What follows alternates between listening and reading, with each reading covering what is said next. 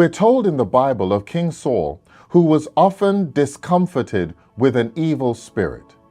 And the way that he was able to counter that was David played music for him.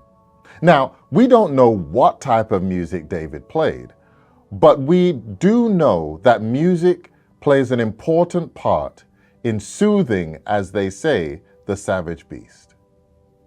I want to encourage you to think about the music that you're listening to.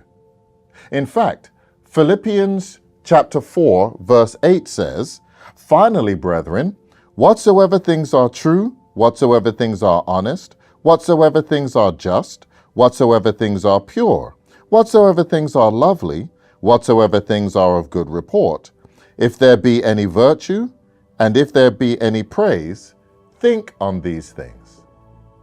Our choice of music is important to us because it can either help to soothe or it can help to enrage.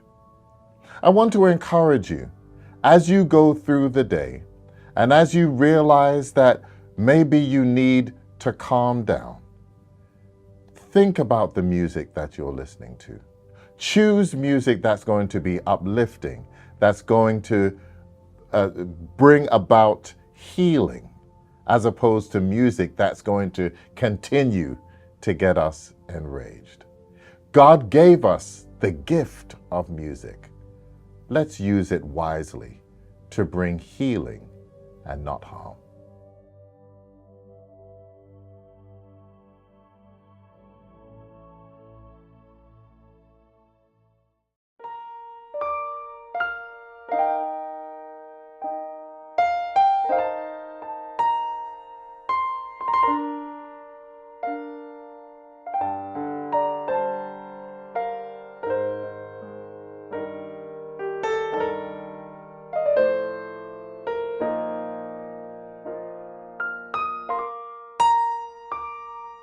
The information shared in this show is for the sole purpose of being informative, should not be considered complete, and does not cover all issues related to mental health.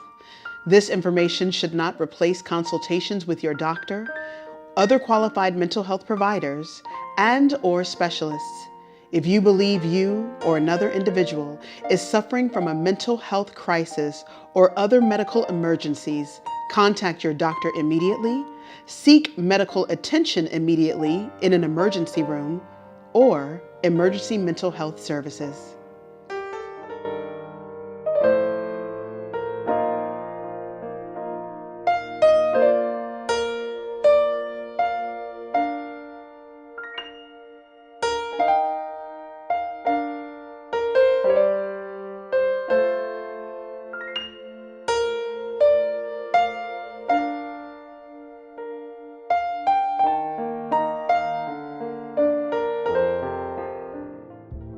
Yesterday, we had part number 1 of a very impactful and powerful discussion on how to deal with difficult people. If you didn't get a chance to catch it, go back and look at yesterday's episode. It is imperative for you to watch it, and it'll inform the things that you're going to see today. But I need you to know that I want you to go ahead and get settled. Don't watch it by yourself. Get a family member, get a coworker, or a friend as we go into part number 2 of the conversation on how to deal with difficult or toxic people. So talk to me about boundaries. Not to me, talk to us about boundaries. We hear that language a lot. And I think most people hear it and it sounds a little amorphous, kind of ethereal, like, all right, that's college talk. Mm-hmm. What do boundaries or healthy boundaries look like? That's a great question. Especially in dealing with difficult people. Yeah. What does that look like? How does that show up Tuesday at work, right, when you got to be around your relatives this Sunday afternoon? Right. What does that look like? Right, definitely. I think that boundaries are critically important for us to maintain our own wellness in the midst of many relationships. Okay. A lot of times people misunderstand boundaries because they think that boundaries are me telling someone else how they need to behave. Okay. When boundaries are in reality letting people know how you will respond if they do not abide by certain standards of behavior or relationship that you would like them to live up to. So a boundary is saying, if you continue to speak to me this way, I'm going to leave. Okay. Right? A boundary Gotcha. isn't saying you can't talk to me this way. Right. A boundary is saying I won't endure that. This is a self-managing process. Exactly. So the boundary is set up so that it helps you manage yourself, like you said. And I think it really correlates with what Jesus said when he said, if your brother strikes you on the cheek, turn the other cheek, right? Yeah. I think that's a text that a lot of people struggle with. Where they're like, I'm not Right. turning any cheeks. I'm not giving over another coat. We really want to do an ear for an ear and an eye for an eye. But what I think that text is really teaching us is to not allow how other people mistreat us to cause us to mistreat others, to not do an eye for an eye or an ear for an ear. Don't let how this person has wounded you turn you into somebody else who wounds others. And I think the text is calling us away from that kind of vengeance, or that kind of I'm going to get mine. Right. So when we're talking about boundaries, a great book on boundaries is called Boundaries. It's called Boundaries. Right. It's by Dr. Henry Cloud and Dr. John Townsend. Right. And there's a text there because that they use within the book that in Galatians 6 that helped me so much. Okay. Because I don't think I had the best boundaries growing up. I thought, as Christians, we're just supposed to just kind of go through everything and just put a smile and everything's okay. But they highlighted Galatians chapter 6, where the writer is saying, carry one another's burdens, and in doing so, you fulfill the law of Christ. But then, in verse 5, it says, but let each one carry their own load. Own load. Yep. And so then it goes on to break down what's the difference between a burden and a load. And a burden is something that's really heavy, really difficult to carry, that probably isn't happening on a regular basis. Whereas a load is something that is continual, it is regular. A load is like your bills. Those are for you to carry, right? Yeah. But a burden might be a sudden loss, it might be some grief, where now we're coming together as a community to support somebody. Gotcha. Is there ever a time where I should give boundaries to family, maybe a sibling, an in-law, an adult child? Yeah. Like, is that just something that's just workspace, classmate space, friend space, or does that same principle translate into family life?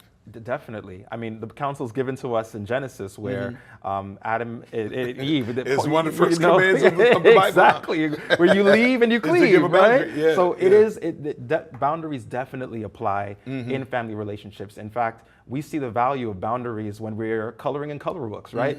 The reason why the picture turns out beautiful is because you stay in the lines. You stay in the lines. Stay in the margins. We see the boundaries and we respect the boundaries.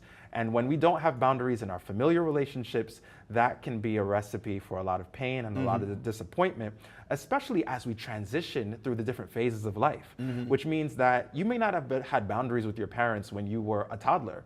But you might start to develop a boundary now that you're in high school. And you might have some stronger boundaries now that you're in college. Right. And you should have some very good boundaries by the time you get married.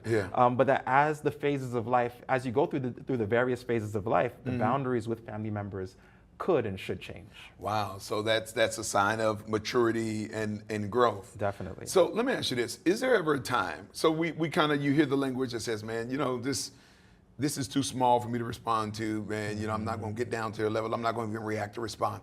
Is there ever a time where, okay, a person is, their personality or behaviors, it's grating on me, it's bothering me, it's bringing anxiety or some stress? Is there ever a time where I should just ignore it or quote unquote let it go? Or do I need to approach it with a confrontation or boundaries? Or is there a time where it's the healthy or mature thing is to let it go? That's a great question. There is definitely a time to let it go. Okay. If we stopped to talk to every person who cut us off on the road, or somebody who stepped on our shoes, we would never get anything done. And I think that almost just as dangerous as disobedience is distraction. And sometimes we end up so distracted by the various issues that are going on in our lives that we're not focused on the assignment that God has for us. So there are definitely times where you need to let it go. Things to assess for is that person's willingness and ability to take on your perspective.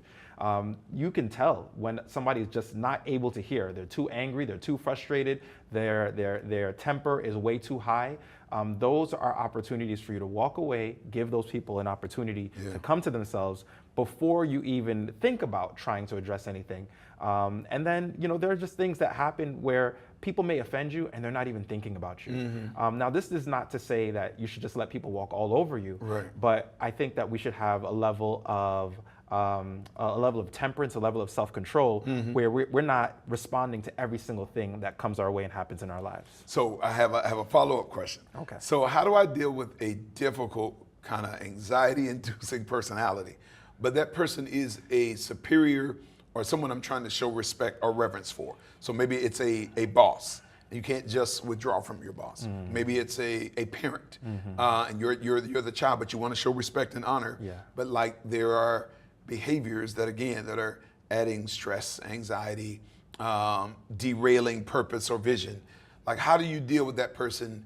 And you can't just withdraw, or even if you confront them, they're still in a position of maybe superiority professionally, right. Or it's a parent-child relationship. Definitely. So a few things need to happen. One, if you're looking out for the health of the relationship, that's something to express. Okay. That this is not necessarily a personal gripe or personal angst, even if it might be impacting you personally, Gotcha. but that you want the working relationship to be healthy. Gotcha. So you can always approach it from that angle, especially if you're working with them and they're goal-driven, they're goal-oriented. If they can see how this friction in the relationship or communication style or conflict management style or just management style altogether is getting in the way of the goal, then you can center the common goal as something that is being injured by how things are unfolding.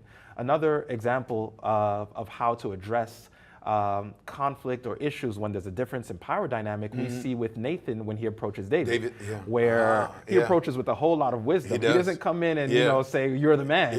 No. He uses a parable. There we go. I like that. He takes some time to process because David was That's a shepherd. a very thoughtful Very response. thoughtful. Yeah. He kind of sets it up and he's like, what would you do if you heard that this man took this other man's sheep and he slaughtered it? And he kind of invokes the shepherd's heart in David. Draws it out. And after that, then he says, you are the man, right? So, of course, you may not have a parable that comes to mind right away. However, I think it does display the value of taking the time to think and to process and to pray before going into those conversations so that you are approaching it in such a way where people are able to listen. I think another thing that we have to be careful of is if we just want a venting session.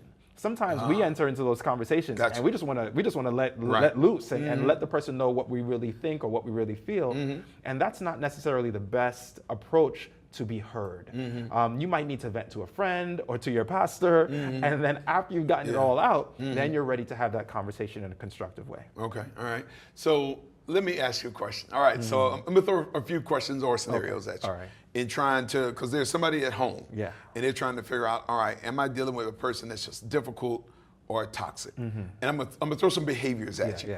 And you tell me whether you think, all right, that's a toxic behavior or that's just kind of a difficult personality. All right, let's just say the person, they just tend to be consistently critical, not just of you, but just of things.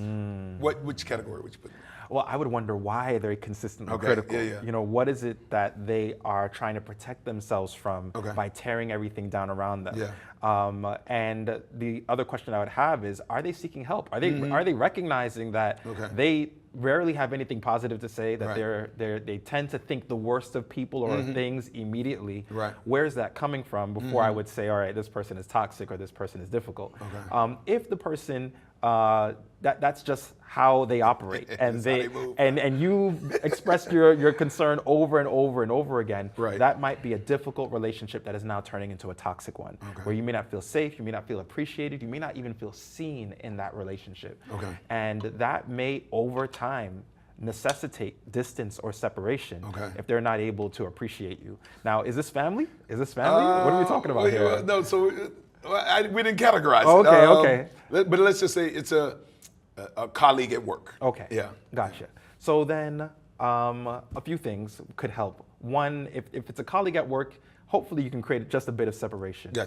Number two, if you can understand what's going on with them. You don't need to know their whole story, but if you know that this is a pattern of thinking and behavior for them, then you should weigh that accordingly. right? So if you find somebody who has balanced thinking and who is able to appreciate the good and also points out the challenges, then that's somebody you should pay a bit more attention to. But if you notice that this person never has anything good to say, then you should also now package that and realize, okay, I need to really add a whole lot of salt to what this person is saying, not just a grain of salt, because their perspective is skewed. Okay. Yeah. All right. A person that always makes themselves a competitor.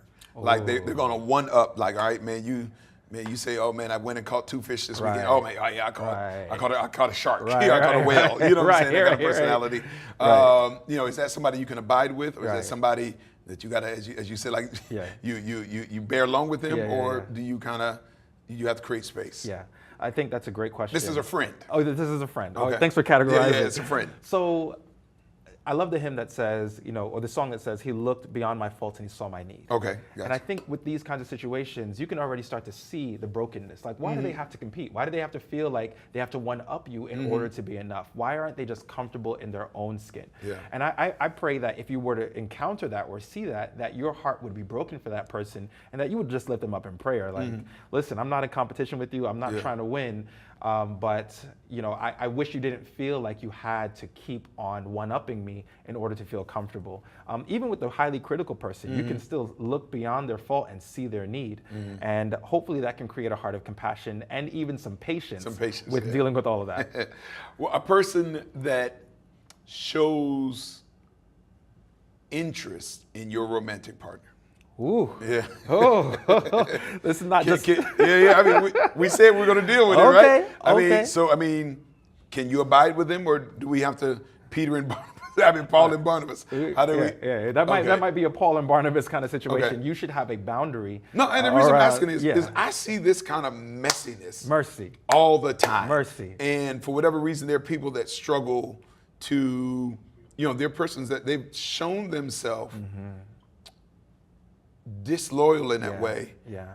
And they've done that on multiple occasions. Right. And for whatever reason, there is a justification or willingness to abide or maintain a certain intimacy with that friend, even though they've kind of done that. Definitely.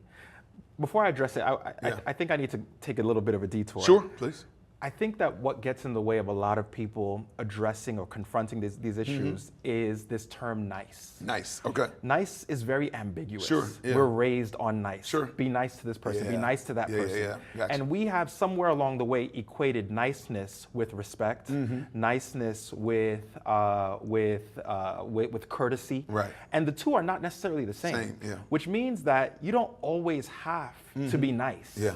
You don't always have to, and by nice what I mean is you don't always have to make the person feel good about how you are addressing them or how you're addressing an issue. I think sometimes we spend too much time trying to manage how this person's going to feel about what I'm going to say. Yeah. But when Nathan approached David, he wasn't trying to be nice. Sure. When Paul had to address Peter when he was showing bias, he wasn't trying to be nice. He sure wasn't. Yeah. He was being loving. They were being respectful. They were being caring, but they weren't being nice.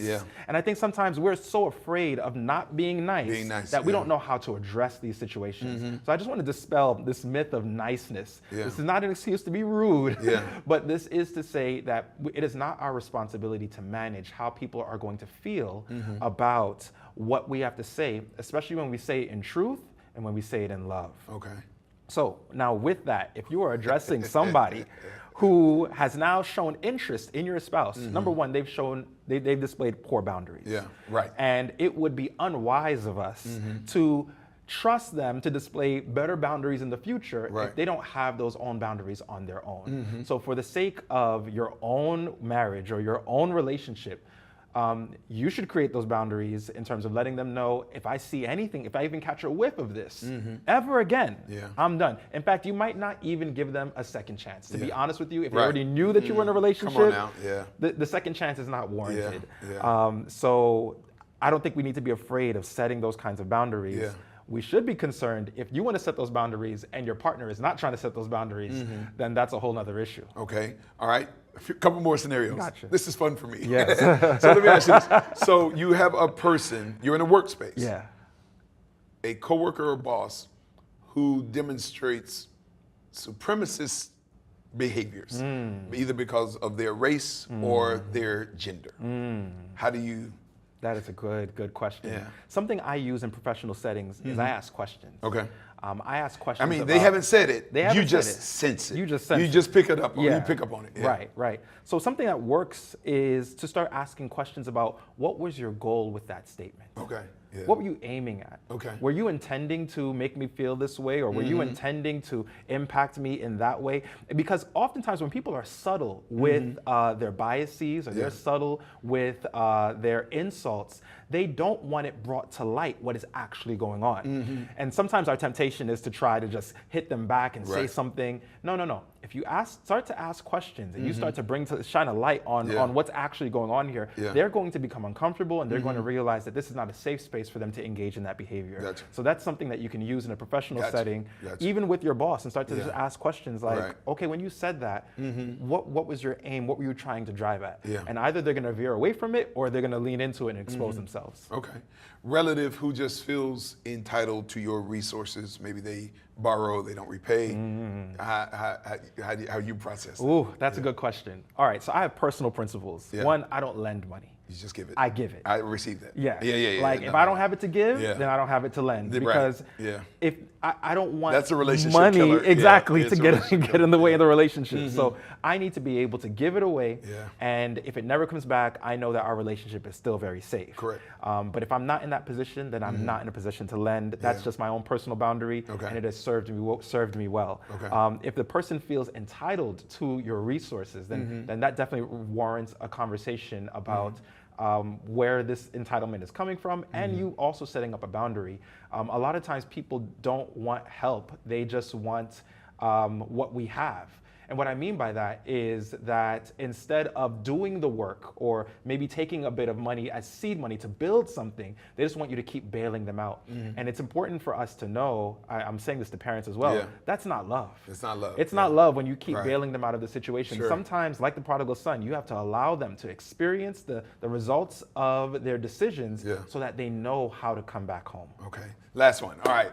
Gossiper. Person that likes to, who traffics information. Mercy. Now, maybe they haven't gossiped, at least that you're aware of, about you. Right. But they, can you have a healthy relationship with somebody who uses information to harm others or gain leverage with other people? Right. That is a double-edged sword. It is eventually going to turn on you. If they gossip to you, gonna cut you. They're going to gossip about you. Like, there's no loyalty in gossip. Right. And I don't believe that it is possible to have the kind of relationship that we want to have with the Lord while entertaining those kinds of relationships at the same time. When we delight in the pain and the misery of others, then it shows something about how much we love our fellow man, which is, half of the law, right? So love the Lord your God with all your heart, and then love your brother, love your neighbor with all your heart. When we're not doing that, it says something about how much we love the Lord and how much we love his creation as well. Gotcha. So we have to be very careful about those kinds of relationships. That doesn't just say something about them, it says something about you. It says something about you. Okay. Yeah. So listen, our time is gone, but do me a favor, just share maybe one or two final admonitions with our audience, just in terms of maybe there's something you didn't get a chance to put in, share earlier, but just you're dealing with a difficult personality. Just give one or two final admonitions, maybe in a 30-second window as we wrap up. Great. Biggest thing with dealing with difficult people is understanding the vulnerabilities within yourself. Difficult people have a way of stepping on our toes in the most personal ways that can tend to evoke a response that is out of character, that is not representative of who we are or who we're trying to be. So the best way to manage conflict with difficult people is to learn to manage yourself. If you can't manage yourself, you can't manage those situations. Amen. That's a good word today, man, brother. You shared some gems, man, that are just an absolute blessing. And we appreciate you taking out the time to be here with us. Thank you for coming all the way from Boston. Glad to be here, and man. Hanging out, having a couple of days with us here in the South. Yes. It's been a rich blessing. Listen, I pray that word helped you, that it blessed you, that it encouraged you, and that it gave you a rubric for which you can, address some of the difficult personalities that may be in your workspace, in your private space, or in your family space. At the end of the day, I think each and every one of us are going to deal with some personalities that are not the ones that we would necessarily choose. We believe that some are assigned by God, but then there may be some that are planted by the enemy to help distract and derail you from your purpose. And so I want to encourage you to make sure that you take notes of what was shared, go back, rewatch it, and make sure you digest and meditate on some of the principles that were shared from the Word and just some good practices that reflect sound judgment and right practice. So listen, I'm praying that you will be intentional about continuing in the revolution, being intentional each and every day to make sure that you don't make any excuses for ignoring your emotional and mental wellness. I'm praying that today you walk in wholeness, that you walk in victory, and I look forward to seeing you same time, same place tomorrow. God bless. What's good, everybody? The excuseless revolution is underway and lives are being radically changed. There are some of you that have the hard copy of the book. There's some that have the ebook. But I want you to know we've heard the call and the audiobook is now available on Audible. There are some of us that need to see the word, some of us need to hear it, but however you receive it, God be praised. I want to encourage you to go on to Audible, get your version, and continue the journey of becoming excuseless. Hello, I'm Pastor Debleaire Snell, Speaker Director for the Breath of Life television ministry. This ministry was established to take the gospel of Jesus Christ throughout North America and across the globe. My goal is to make Jesus Christ known through the preaching of the word. I need you to know that we need your financial partnership in order to make sure that the gospel can go into every hill, into every rural county, and into every inner city. And we can only take the gospel as far as the gifts that you lend to us. We thank you for your financial partnership in the past, and I'm asking that you would continue to be a financial partner with this ministry going forward. Here are some ways you can give. You can give online at our website at www.breathoflife.tv. You can send your gift by mail to Breath of Life, P.O. Box 5960, Huntsville, Alabama 35814. You can call the office at 256-929-6460, or you can text the phrase "Give to BOLTV" to 188-364-GIVE, or the easiest thing is through Cash App at $Breath of Life TV. I want you to know that every dime that you give goes right back into the ministry so that we can enlarge our reach and make sure that the entire world knows that Jesus saves and that Jesus Christ is coming again. God bless you, and we thank you for your generosity to the Breath of Life ministry.